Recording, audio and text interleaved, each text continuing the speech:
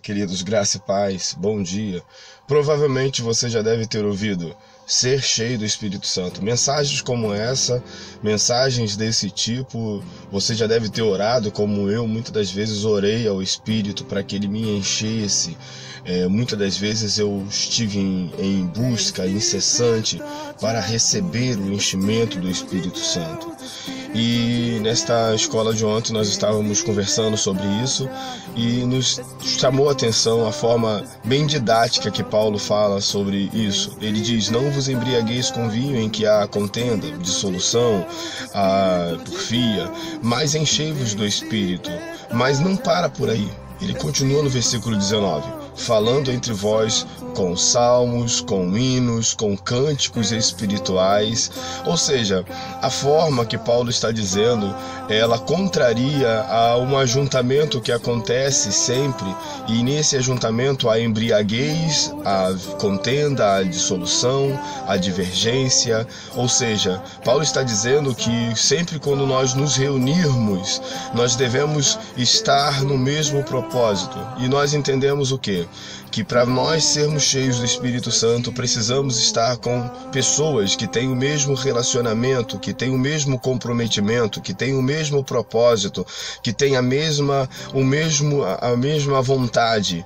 E pessoas reunidas com o mesmo fundamento e um mesmo propósito leva-nos a ter uma mesma linguagem. E esta linguagem é a forma como o Espírito Santo vem e nos enche. Estavam todos reunidos no mesmo lugar em Atos 2, e de repente veio do céu um som, e todos foram cheios do Espírito Santo.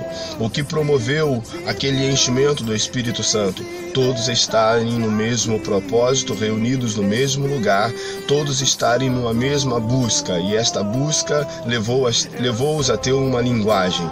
O que acontece em Atos capítulo 4? Novamente, todos estavam no mesmo lugar, reunidos, e eles foram cheios do Espírito Santo. Então, para que nós possamos ser cheios do Espírito Santo, isso não é um ato isolado. Não é o quanto eu oro e pedindo: Senhor, me encha do teu Espírito, mas é o quanto eu me relaciono com pessoas que têm o mesmo propósito. Pessoas que têm o mesmo propósito, quando elas se reúnem, elas não se reúnem para divergir, elas se reúnem para convergir a Cristo. Ou seja, não há contenda, não há divergência, não há embriaguez, não há nada daquilo que leva-nos a uma atitude desequilibrada, mas sim uma atitude equilibrada em Cristo. E quando assim fazemos, aí o Espírito Santo enche, não somente um, mas a todos. É o fator que acontece quando Maria se encontra com Isabel.